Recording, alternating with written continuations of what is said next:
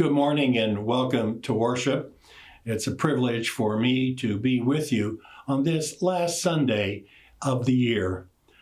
I want to share first from two passages of the Old Testament, selections from Psalm 105 and Psalm 106. Reading from Psalm 105. Oh, give thanks to the Lord, call upon his name, make known his deeds among the peoples. Sing to him, sing praises to him, tell of all his wonderful works, glory in his holy name.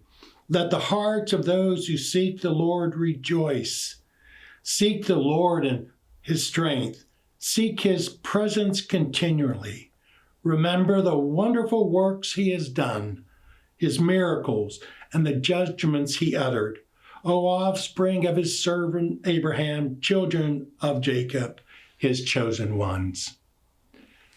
And then reading from the next psalm, Psalm 106, which also begins with words of praise, but then takes a turn. Both we and our ancestors have sinned. We have committed iniquity and have done wickedly. Our ancestors, when they were in Egypt, did not consider your wonderful works. They did not remember the abundance of your steadfast love. They soon forgot his works and did not wait for his counsel. And then reading from Luke's Gospel, a familiar section of the Christmas narrative. When the angels had left them and gone into heaven, the shepherds said to one another, "Let us go now to Bethlehem and see this thing that has taken place, which the Lord has made known to us." So they went with haste and found Mary and Joseph and the child lying in a manger. When they saw this, they made known what had been told them about this child, and all who heard it were amazed at what the shepherds told them. But Mary treasured all these words and pondered them in her heart. The shepherds returned, glorifying and praising God for all they had heard and seen as it had been told them. And this is the word of the Lord, and thanks be to God. I cannot recall how many times I have heard people say, "I cannot wait for this year to be over." I don't know about you, but perhaps someone in your own household said those words, or maybe you yourself. I think we're all ready to say good riddance to 2020. I spent some time looking on the internet at how some people tried to describe this year. I don't know how you would describe it, but it's good to read these and remember that some people still have their sense of humor. One mother wrote, "If you had asked me what would be the hardest battle against a global pandemic, I certainly would not have guessed teaching elementary math." Another person quipped, "It's been like we're going to a wedding reception, except it's a cash bar." Now, we've all been confined at home for a long time, and while that's been wonderful, I bet it might also present some challenges for you, as it did for us, being so close together for such a long time. One person wrote, "He chews too loud," which has become the main reason for divorce during the pandemic. And the one that really hits home with me, "The only thing I've gained this past year is more weight." I don't know how you would describe this year, but it has been a year with many twists and turns.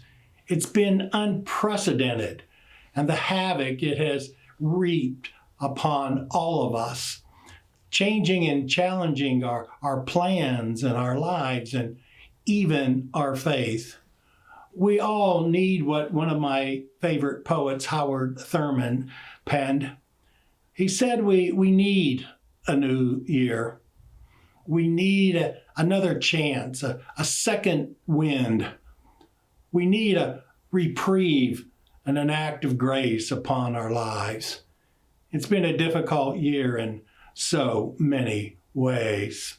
I think we all are ready to turn the page and start a new year. We do need that fresh start in our lives, or at least I know I do. Now, I don't know what kind of New Year's celebration you might be planning, or if you're planning any one at all. But most biblical scholars believe that the two Psalms that I read selections from this morning actually were read together at the celebration at the start of a new year. They would read from Psalm 105 and then from Psalm 106. Now, when you look at these Psalms from a distance, you can see that they pretty much tell the story of the history of God's people. That begins with their exodus out of Egypt to when Abraham was blessed that they would become a blessing to all the nations. But aside from that, this telling of the story is as different as night and day. Psalm 105 hits all of the high notes. It has this wonderful rhythm of praise and thanksgiving to God for God's faithfulness, for God always being with them, providing for their every need. It's a wonderful song of praise, glorifying God for his steadfast love that endures forever. Psalm 106, on the other hand, is a song of failure. It looks at how the people failed to be faithful to God. It talks about the times when they were stubborn and determined that they were going to do things their way instead of God's way. It's a song of failure. But I think the good reason for looking at these Psalms again this year is that they are a reminder to our faith that this is what we experience every year. God's abundant faithfulness. And also the times when we stumble and stub our toes and are not faithful. But here's the beauty of all of this. Even when we are not faithful, God is faithful and continues to love us from 2020 all the way into 2021. It is a story of the wonderful, steadfast love that never lets us go. Remember, I mentioned Howard Thurman and how we need a fresh start. But he also wrote these words because he knew it would not be easy, and he himself would stumble, and he too would fail. Listen to these wonderful words from a prayer that he wrote. O Lord, grant that I might pass through this year with a faithful heart. There will be much to test me and make weak my strength before the year ends. In my confusion, I shall often say the word that is not true or even kind, and I will do things of which I am ashamed. Nevertheless, grant that I may pass through this coming year with a faithful heart. Though my days may be marked with stumblings and failings, let my spirit be free so you can take it and redeem all my moments in all the ways my needs reveal. Give me the quiet assurance of your love and your presence. Grant that I may pass through this coming year with a faithful heart. Do you know one of the best ways to make that happen?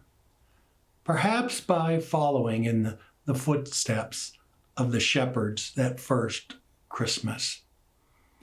You remember how Luke tells us they went with haste and they found Mary and Joseph and the baby lying in a manger.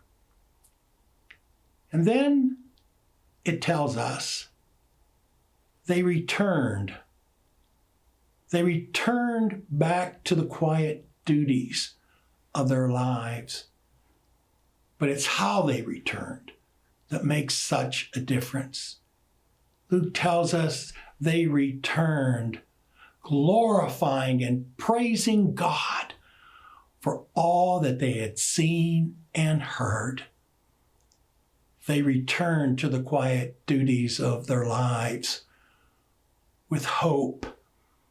And they did it by not leaving Christmas at the manger, but by keeping Christmas in their hearts. I'm sure many of you are familiar with Henry Van Dyke's masterful piece, Keeping Christmas. Let me paraphrase some of what he wrote. There is a better thing than observing Christmas Day, and this is keeping Christmas. He asks, are you willing to forget what you have done for other people and remember what other people have done for you? Are you willing to ignore what the world owes you and to think of what you owe this world? Are you willing to see all men and women are just as real as you are and try to look beyond their faces to their hearts that are hungering for joy? Are you willing to face up to the fact that probably the only reason for your existence is not what you're going to get out of life, but what you are going to give to life? Are you willing to close the book of complaints and sow a few seeds of happiness? Are you willing to understand what those in your same household really want without them asking for it? Are you willing to stop asking how much your friends love you and ask yourself whether you love them enough? Are you willing to believe that love is the strongest thing in the world, stronger than hate, stronger than evil, stronger than death, and that the blessed life which began in Bethlehem is an image and brightness of eternal love? Listen, will we get it right all the time in 2021? No, of course not. But here is something you can hold on to. The child born in Bethlehem was born for you. Jesus Christ is the same yesterday, today, and tomorrow. He will never stop loving you, forgiving you, or believing in you. Did you hear that? Jesus Christ will never stop loving you, forgiving you, and believing in you. Not only this year and next year, but all the years of your life. Amen and amen.